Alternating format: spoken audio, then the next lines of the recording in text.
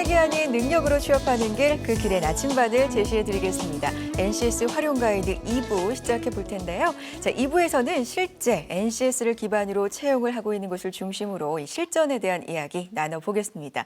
도움 말씀 주실 두 분 모셔보겠죠. 봐야 되겠죠? 자, 한국 HR 진단평가센터의 이승철 대표님 나오셨습니다. 안녕하세요. 안녕하세요. 반갑습니다. 네. 그리고 한국행동과학연구소 김순호 연구원님 소개해드립니다. 안녕하세요. 안녕하세요. 네, 반갑습니다. 네. 자, 저희가 문을 열면서 대한항공 이야기로 시작을 했거든요. 대한항공이 직급 일원화 방침을 밝혔는데, 그러니까 기존에는 직급 차이가 있게 채용을 했기 때문에 아무래도 보수에도 차이가 있었을 거고요. 진급하는 시기라든지 이런 것도 좀 차이가 났었을 텐데 직급을 일원화하겠다고 밝혔단 말이죠. 네. 어떻게 보세요? 일단 저도 이 자료를 좀 찾아보니까 네.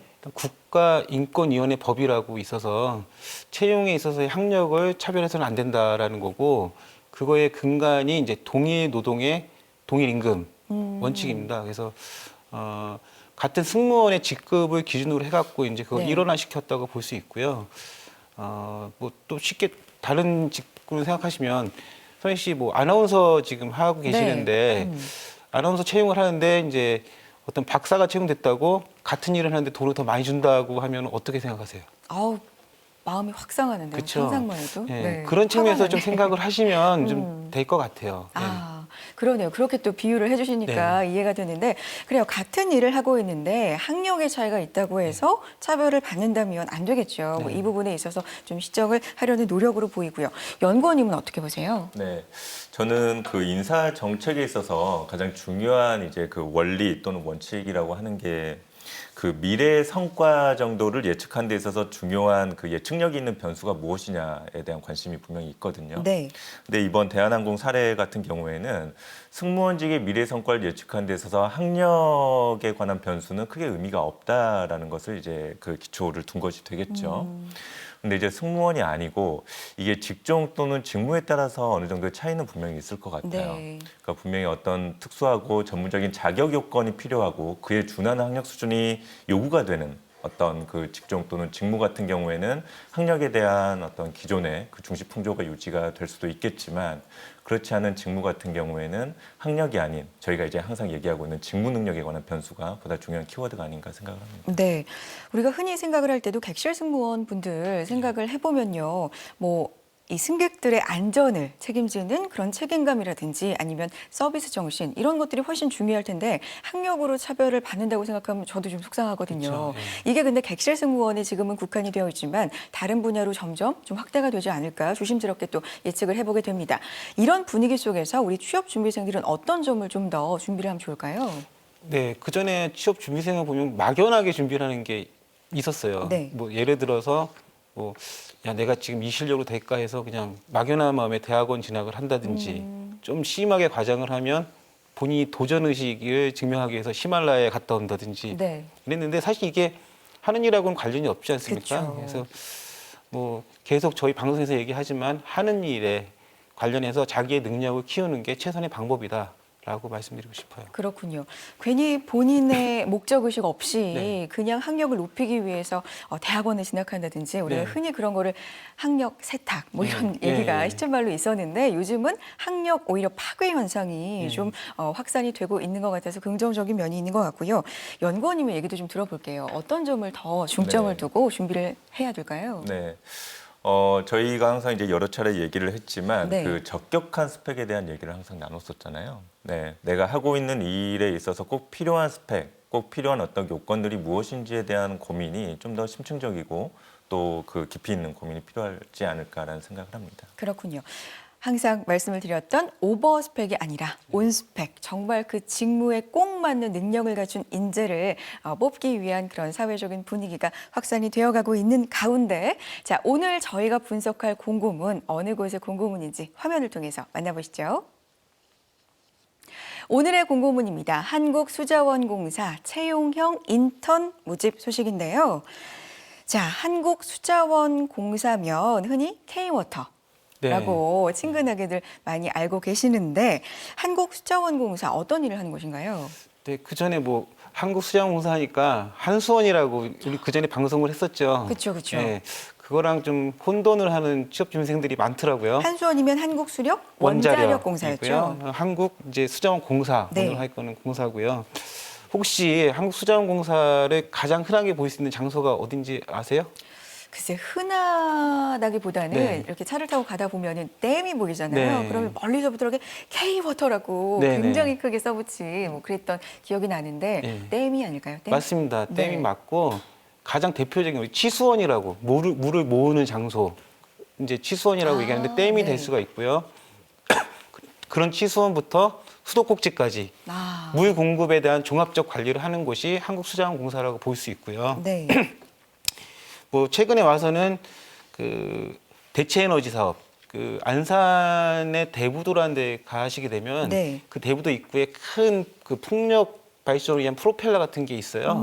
그런 사업도 하고 있고, 그다음에 그 최근에는 택지 도시개발 사업도 하고 있고요. 네. 해외 사업, 그러니까 해외에 이제 뭐 댐 같은 거 관련된 해외 사업도 지금 하고 있습니다. 아, 그렇군요.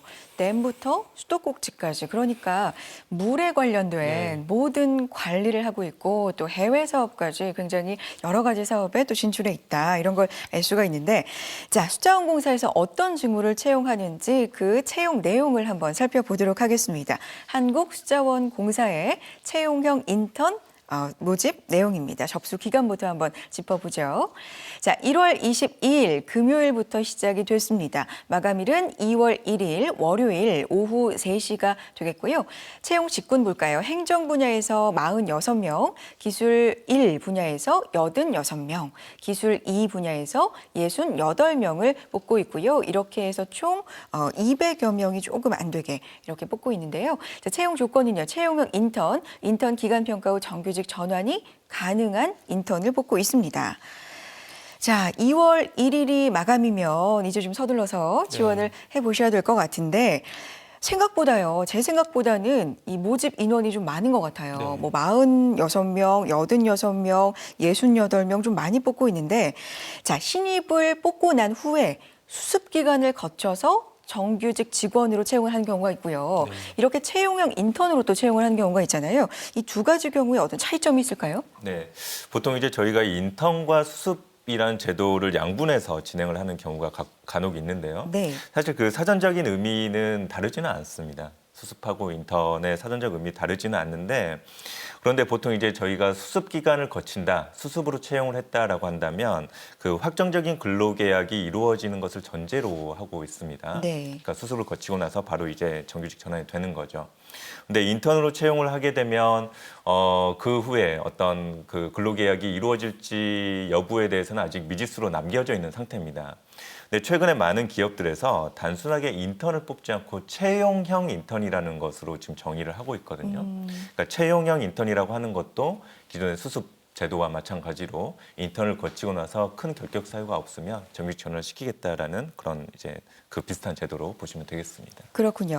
행정과 기술 1 그리고 기술 2 분야에서 총 일단 채용형 인턴 200명을 모집을 하고 있고요. 평가 후에 정규직으로 전환 여부가 결정이 되니까 200명보다 결과적으로는 약간 못 미칠 수도 있겠어요. 그렇죠. 최종 그 정규직 전환 인원은 뭐 200명에 크게 뭐 비슷하게 채용은 되겠지만 네. 네, 조금 적다라고 볼 수가 있겠죠. 그렇군요. 어쨌든 채용형 인턴 현재는 200명을 모집 중이고요. 자, 경쟁률이 궁금합니다. 역대 경쟁률이 여긴 어느 정도나 되나요? 만만치 않을 것 같은데요. 예, 뭐 경쟁률 자체가 뭐 크게 대외적으로 나타나는 자료가 아니라서 네. 이제 찾아보니까 2006년 신문에는 186대 1로 나와서 창사 이래 최고의 경쟁률이라고 돼 있고요. 그게 2006년이에요. 예, 예. 10년 전이네요. 10년 전이죠. 네. 그리고 이제 최근에 이제 자료가 없어갖고 이제 블로그나 카페를 찾아보니까 뭐 어마어마하게 더 늘었어요. 더 올랐겠죠, 예, 예. 경쟁률이. 기술직 같은 경우 한 100대 1 정도 되고요. 사무직 경우에는 그것보다 더 높아가지고 한 200대 1 정도 된다고 합니다. 그렇군요. 200대 1이라고 네. 만약에 저희끼리 한번 생각을 하고 가정을 하고 생각을 해보자면 200명 모집하니까 그러면은 한 4만 명? 네. 지원을 이번에 그렇죠. 한다는 얘기네요. 예, 예. 와, 어마어마합니다. 정말 오늘 좀 귀를 쫑긋 세워보시고 어떻게 준비를 해야 될지 마음의 준비를 해보시면 좋을 것 같은데, 자, 일단 정규직으로 전환이 되면 대우도 궁금해요. 어떤 대우 받게 될까요? 지금 저희가 한국수자원공사에서 이제 채용을 하고 있는데 관리직 5급으로 정규직 전환을 이루겠다, 네. 전환을 하겠다라고 얘기를 하고 있습니다. 저희가 이제 보통 관리직 5급이라고 하게 되면 일반적으로 저희가 행정고시라고 그러죠. 네. 행정고시를 합격을 하게 되면 이제 바로 채용이 되는 것이 5급 사무관이거든요. 그래서 그 5급하고 이제 그러면 내가 5급 사무관으로 채용이 되는 건가? 라고 이제 기대를 할 수도 있겠는데, 그렇죠. 예, 지금 공기업에서 책정하고 있는 5급은 과거의 대졸 수준에서 신입사원에게 부여된 직급이 5급입니다. 네. 예, 그러니까 이제 사무관에 준하는 5급이라고 보시면 안 되겠고, 예, 그래서 이제 대우 자체도 대졸 수준에 준하는 신입사원 정도의 뭐 연봉이라든가 처우가 제공이 된다고 보시면 되겠습니다. 그렇군요. 5급이라고 하는 의미를 좀 잘 생각을 해보셔야 될 것 같습니다. 행정고시 패스 후 사무관 5급이 아니라 대졸 신입사원 처우 수준의 5급이라는 점 생각을 해보시고요. 자, NCS 채용이 도입이 됐잖아요. 도입 후에 달라진 점이 있다면 뭐가 있을까요? 네. 그 수자원공사 지금 이번에 채용 전형 절차를 보니까 네. NCS의 그 말머리를 NCS라는 말머리를 붙인 그 채용 전형이 상당히 많아졌어요. 그래요. 예. 그러니까 NCS 기반 직업기초능력 검사는 물론이고요. NCS 기반 성격 검사를 하겠다. 그리고 NCS 기반 뭐 직무능력 평가를 하겠다. 면접을 진행을 하겠다. 그래서 NCS 기반, 그러니까 NCS에서 이제 핵심으로 삼고 있는 것이 직무능력이니까 직무능력을 기반으로 하고 있는 채용 제도가 강화되었다라고 보시면 되겠습니다. 그렇군요. 전반적인 채용 과정을 좀 알려주세요. 일단 서류 전형을 보게 되나요? 어떤 그렇죠. 과정을 거치나요? 네, 1차로 이제 서류 전형을 진행을 하게 되고요. 네. 서류 전형에 합격한 인원들 대상으로 해서 NCS 기반 직업 기초 능력 평가를 보게 됩니다. 네. 그래서 그거에 합격을 하게 되면 온라인 방식으로 NCS 기반 성격 검사를 또 진행을 하게 돼요. 아, 직업기초 능력을 검사를 하고 네. 성격 검사를 또 따로 하는군요. 그렇죠. 네. 그래서 성격을 통해서 이제 성격 유형을 판단해서 우리 조직에 적합한 인재인가를 확인을 하고요. 그리고 면접이 진행이 되는데 면접 전형을 보면 NCS 기반 직무 능력을 평가하기 위한 PT 면접을 진행을 하고 또 독특한 게 영어 회화 면접을 진행을 합니다. 네. 네, 상당히 좀 복잡한 절차인데 그렇게 해서 이제 마무리가 되느냐 그게 아니고 최종 임원 면접을 거쳐서 이제 인턴 기간을 통해서 최종 정규직 전환 대상자를 선발하게 됩니다. 이 몇 단계입니까, 정말. 그러니까 셀 수 없는 단계가 진행이 되죠. 그래요. 경쟁률도 상당히 높지만 그 과정 또한 쉽지 않다, 까다롭다 이런 생각이 듭니다. 자, 대표님, NCS 도입 이후에 달라진 점이 있다면 뭐가 있을까요? 그러니까 지금 연구원이 말씀하신 대로 어떤 평가 앞에 네. NCS가 붙었다는 거고, 예. 그리고 PT 공고문에 보시면 이제 PT의 예제가 나와 있는데, 네. 과거에는 그런 뭐 그룹톤이나 PT 같은 걸 할 때 일반 주제, 시사 위주로 했었는데 실제로 그 예시를 보면은 수자원공사에서 하는 직무와 관련돼서 어떤 문제를 어떻게 해결할까 그거에 대해 발표하라고 나오거든요. 예. 그리고 임원 면접에서도 이제 자소서 기반으로 이제 질문을 하는데 네. 우리 구조화 면접 얘기 많이 했지 않습니까? 네, 그렇죠. 이제 그런 구조화 면접을 실시한다고 돼 있습니다. 아, 그렇군요. 알겠습니다. 자, 그렇다면 직무 설명서를 좀 더 자세히 보도록 하겠습니다. 자, 연구원님, 네. 화면을 통해서 네. 분류체계 좀 자세하게 설명을 해주시고요. 부탁드릴게요. 네. 네. 한국수자원공사도 NCS 기반 채용을 진행을 하고 있어서 NCS 기반 직무 설명 자료를 지금 제공을 하고 있습니다. 화면을 한번 보겠습니다. 네. 이제 그 총 5개 분야가 제공이 되어 있는데 행정 분야만 대표적으로 한번 볼게요. 보시면 일단 채용 분야를 한번 확인해 보겠습니다. 행정 분야인데 세 분류 단위를 보시면 경영, 기획, 총무부터 해서 법무 분야까지 총 6개 세 분류로 구분이 되어 있네요. 예. 그래서 보시면 뭐 기획, 총무, 인사, 예산, 회계, 감사, 법무로 되어 있으니까 전반적으로 뭐 재무, 회계, 또 법학에 관련된 어떤 그 선행 학습이 필요하지 않을까 생각을 합니다. 세 분류를 직무라고 생각을 그렇죠. 하면 되는 거겠죠. 네. 계속해서 보겠습니다. 이제 저희에게 또 가장 중요한 요소는 항상 저희 또 진행자님께서 말씀하셨지만 지기태에 해당이 되는 거겠죠. 지식, 기술, 네. 태도죠. 네. 그래서 필요 지식을 보시면 마찬가지 6개 세 분류, 6개 직무에 대해서 경영 기획부터 법무에 관련된 중요 사항들이 나와 있는데 몇 가지 키워드를 보시면 기업 경영 자원, 전략적 목표, 핵심 가치 등에 대한 개념, 또는 산업 동향에 대한 분석 방법, 전략적, 인적 자원 관리, 또 저희 지난번에 예제 문제를 통해서 다루었던 수학 분석에 관한 내용도 있네요. 네. 그래서 이런 내용들이 지금 키워드 중심으로 해서 직무 설명서에 안내가 되어 있는데 이 내용들을 NCS 공식 홈페이지를 가시면 학습 모듈을 통해서 세부적인 사항들이 나와 있거든요. 이 내용을 자습서 삼아서 학습을 하시는 것이 좋겠습니다. 그렇군요. 알겠습니다. 자, 지기태 중에서 지식, 기술 정도 짚어주셨고 태도 한번 보겠습니다. 태도 부분은요. 사실 자기소개서를 써야 하니까 인재상하고 가장 밀접한 관련이 있을 것 같다는 생각이 네. 들거든요. 자, 이곳에서는 어떤 태도를 중시합니까? 그 인재상하고도 연결을 시킬 수 있지만 네. 지금 연구원님 말씀하신 대로 직무, 직무. 세 분류에 따라서 좀 연관을 시키시는 게 더 좋을 것 같고요. 네. 좀 막연하지 않습니까? 그렇죠. 어떤 게? 태도. 태도. 이게 어떤 태도를 가야 되는지 좀 막연하죠. 막연하죠. 네.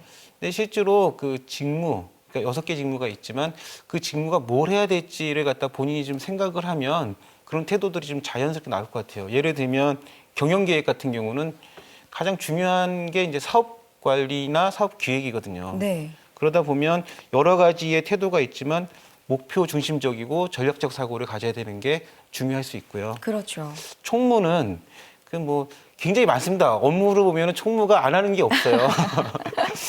어떤 근데- 모임에서도 사실 그쵸. 총무를 맡고 있는 네. 사람은 잡다니를 다 그렇죠. 하죠. 네. 근데 총무의 가장 큰 역할은 문제 해결 능력이에요. 음. 네, 문제 해결 능력이고 그 문제를 잘 해결하려면 적극적이고 솔선수범한 태도가 필요한 거고요. 네.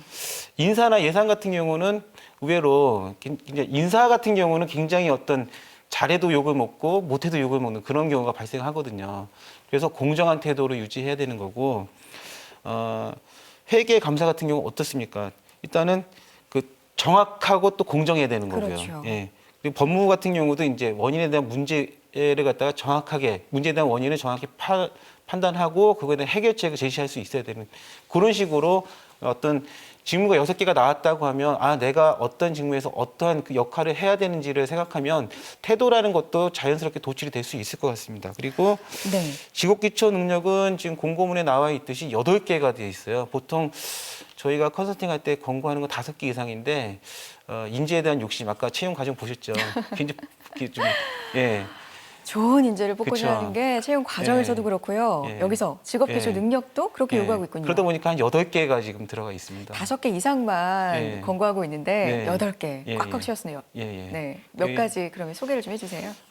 8개 다 소개시켜 드릴게요. 네네. 의사소통 능력, 수리 능력, 문제 해결 능력, 자기개발 능력, 자원관리 능력, 대인관계 능력, 조직이해 능력, 직업윤리.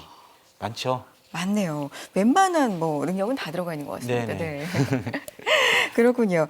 자, 그렇다면 이 중에서 대표님이 그래도 가장 좀 초점을 맞췄으면 좋겠다 하는 능력이 있다면 어떤 걸 꼽으시겠어요? 저는 아무래도 신입이니까 아까 총무와 관련돼서 이제 적극적으로 해결하고 솔선수범 등 능력이 좀 필요하다고 좀 생각을 합니다. 아무래도. 그렇다면 예. 문제 해결 능력 정도가 될까요? 문제 해결이나 공정한 자세, 판단력 다 포함이 될 수 있죠. 그렇군요. 알겠습니다. 연구원님은요? 지금 네. 능력, 이렇게 어떤 능력이 필요한지 직업 기초 능력 쭉 8개 네네. 대표님 소개해 주셨는데 네. 많잖아요. 사실 이거 다 집중을 해야 되겠지만 조금 더 여기에 심혈을 기울여라 추천을 해 주신다면요? 네, 저는 이제 수자원 공사이니까 네. 물이라는 어떤 그 자원 관리에 관한 부분에 초점을 맞춰서 자원 관리 능력을 한번 주목을 하시는 게 어떨까 싶습니다. 자원 관리 능력. 네. 아무래도 이 물 자원을 관리하는 그런 그렇죠. 곳이니까요. 알겠습니다. 자, 이제 입사 지원서를 한번 보겠습니다. 먼저 일단은 학력을 보고 있고요. 그리고 NCS 기반 채용을 하는 공기업 중에는 학교 기입란을 이미 없앤 곳도 있는데 학력을 기입을 하게 돼 있습니다. 이 부분이 약간 좀 짚고 넘어가야 될 부분이 아닐까 생각이 드는데 학력을 그러면 좀 고려를 하겠다 이런 의지로 봐야 될까요? 그런 측면으로 오해가 될 수 있는데요. 네. 수자원공사 같은 경우는 채용 목표제라는 걸 운영하고 있습니다. 그래서 그 중에 하나가 이제 비수도권 지역 인재 채용 목표제라고, 그러니까 서울, 경기, 인천 이외의 그 출신 학교를 40% 정도를 뽑게끔 돼 있어요. 흔하게 지방 인재라고 예, 예, 예. 알고 있는 그런 인재들을 예. 뽑겠다라는 그래서 뜻이죠. 지금 학교를 쓰라고 한 거는 지역 인재인지 아닌지 그 유무를 확인하기 위한 거고요. 어떤 서류 심사라든지 면접에서는 이런 학력에 대해서 블라인드 처리해서 보기 때문에 그 뭐 평가를 하지 않다고 보고 있고요.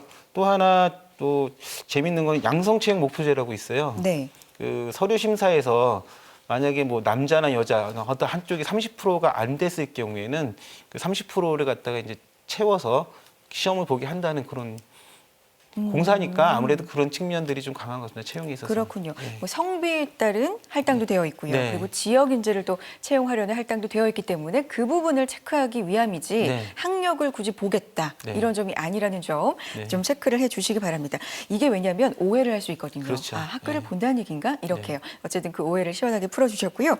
자, 두 번째 장으로 넘어가 보면요. 교육상 부분이 있습니다. 교육상 부분은 뭐 학교, 직업, 교육과정업, 주요 내용, 교육기간 이런 것들을 좀 자세하게 적게 되어 있는데 자, 이 란을 쓸 때 주의해야 될 점이 있다면 뭐가 있을까요? 네, 사실 그 많은 학생들이 이 교육상을 적는 걸 많이 어려워합니다. 그렇죠. 네. 내가 지원하고자 하는 직무와 관련된 교육상을 딱 선택을 해서 적어야 되는데 그게 많지가 않아요라는 대답을 많이 하는데 이때 활용할 수 있는 부분이 하단에 있는 기타 교육사항이에요. 네. 기타 교육사항 란이 있는데 여기에 본인이 학교 장면 또는 뭐 그 어떤 그 공식화된 체제 안에서 교육을 받지 않았다고 하더라도 본인이 그 수강한 내용들이 있으면 얼마든지 기입을 할 수가 있거든요.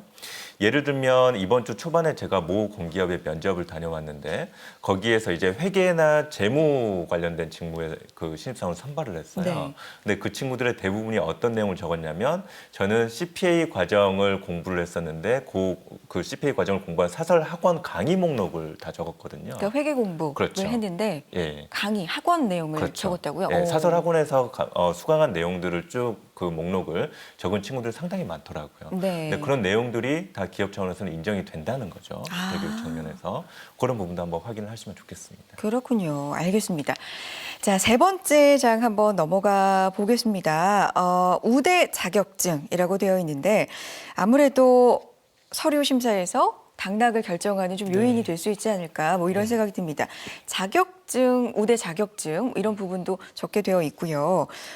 여러 가지 시험 종류를 또 선택을 하게 되어 있어요. 그리고 이 중에는 영어, 일본어, 중국어 뭐 이런 것들도 있는데 회화 능력을 또 면접에서 본다고 하니까 영어 좀 중요하게 보는 것 같기도 하고요. 반영 비율이 어느 정도 될까요? 뭐 일단 영어 성적 같은 경우는 입사 지원 자격에 들어갑니다. 그래서 뭐 영어 같은 경우는 토익 700점 아니면 토익 스피킹 130 또는 탭스 555 이상이 돼야지 이제 입사 지원 자격이 되는 거고요. 네. 그다음에 이제 서류 심사 단계에서는 만약에 관련 자격증이 있다라고 하면 5%의 가산점이 붙어 있어요. 아. 예. 그래서 외국어 같은 경우는 저희가 뭐 잡 리콰이먼트라고 얘기하는데 기본적인 지원 자격이라고 보시면 되고요. 네. 자원 뭐 좀 더 이제 가점을 받기 위해서는 자격증이 있는 게 훨씬 더 유리하겠죠. 예. 그렇군요.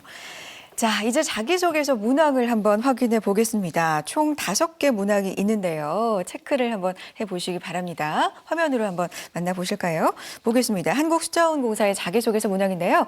일단 뛰어난 전문가가 그 분야에서 되기 위해서 기울이고 있는 노력에 대해서 구체적으로 말하라고 하고요. 또 팀 내에서 갈등을 극복한 경험, 또 어떤 노력을 했는지 2가지가 일단 나와 있고요. 그 다음 또 볼게요. 자기소개서 문항입니다.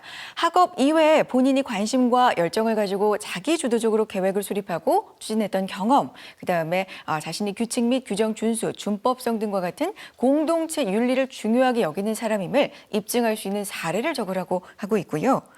자, 한 가지가 더 있죠. K-워터에 입사 지원한 동기 및 입사 후 실천하고자 하는 목표, 또 K-워터 인재상 중 자신과 가장 잘 부합하는 역량과 결부시켜 작성해 주십시오 나와 있습니다. 역시나 자기소개서도 만만치가 않네요. 자, 이 중에서 5가지인데요. 한 가지씩 이 부분이 좀 중요할 것 같다 뽑아주시면 대표님은요? 저는 아무래도 이게 조직 생활이다 보니까 그 두 번째의 대인관계, 팀워크 능력이 가장 중요하지 않나 싶습니다. 그렇군요.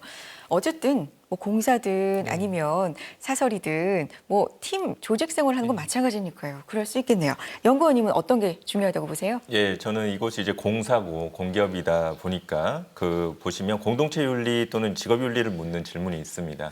이 질문이 좀 독특하게 눈에 띄네요. 공동체 윤리는 왜 중요하게 생각을 할까요? 아무래도 공기업이라고 하는 것이 어떤 그 조직의 사적인 이익을 뭐 추구할 수도 있겠지만 뭐 국가 전체적인 어떤 그 정책 사항에 헌신을 해야 되고 또 특정한 규정이라든가 원칙에 준해서 일을 진행을 해야 되기 때문에 네. 그런 부분이 반영된 문제라고 볼 수가 있겠습니다.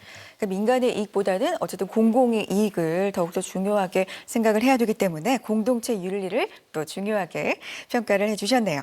자, 오늘 필기 전형 문제를 또 봐야 하는데 저희가 너무 이 수자원공사에 대해서 자세하게 다루다 보니까 시간이 금방 갔습니다. 자, 이 부분은 좀 아껴뒀다가 다음번에 또 풀어드리도록 하겠고요. 자, 한국수자원공사를 준비하시는 분들 지금 굉장히 열심히 하고 계실 것 같은데 자, 필요한 전략을 좀 넣어서 한 줄로 평가를 해주신다면 어떻게 하시겠어요? 진짜 고민스러웠는데요. 네. 저는 그냥 진인사 대천명으로 하겠습니다. 진인사 대천명. 대천명. 예. 느낌이 오네요. 예. 네, 왜요? 경쟁률이 워낙 심하니까 200대 1이라고 아까 그러니까요. 말씀드렸잖아요. 그러니까 뭐 본인이 최선의 노력을 하는 방법 이외에는 다른 게 없다라고 말씀을 드릴게요. 경쟁률이 정말 뭐 200대 1 정도 되니까요. 어마어마하니까 어쨌든 최선의 노력, 할 수 있는 노력은 모두 다 하고 하늘의 뜻을 기다리는 게 좋을 것 같기도 하네요. 자, 연구원님은요? 네, 저는 완성형 인재다라고 표현을 하고 싶은데요. 완성형 인재. 네. 너무 빡빡하게 들립니다. 그렇죠. 네. 네. 아까 중간에도 나왔지만 수자원공사의 그 채용 전형 절차가 만만치가 않아요. 예, 그리고 다차원적인 어떤 전형 절차를 진행을 하다 보니까 이 지원자 친구에 대해서 모든 것들을 다 속속들이 다 평가를 하겠다라는 의지가 엿보이거든요. 네. 예, 그래서 지원하는 분들도 내가 부족한 부분이 무엇인지 꼼꼼하게 살펴서 완성형 인재로 거듭날 필요가 있지 않을까 생각을 합니다. 알겠습니다. 자, 오늘 한국수자원공사 K워터의 이 채용형 인턴 소식 전해드렸습니다. 마감일이 2월 1일 월요일 오후 3시까지니까요. 늦지 않게 꼭 지원 꼼꼼하게 해보시길 바라겠고요. 자, HR 진단평가센터의 이승철 대표님, 한국행동과학연구소 김순호 연구원님과 함께했습니다. 두 분 고맙습니다. 네, 저희가 준비한 소식은 여기까지고요. 오늘 방송된 내용도요. 직업방송 홈페이지 통해서 다시 보실 수 있습니다. 알찬 내용 챙겨가시기 바랍니다. 저희는 다음 이 시간 뵙겠습니다. 여러분 고맙습니다.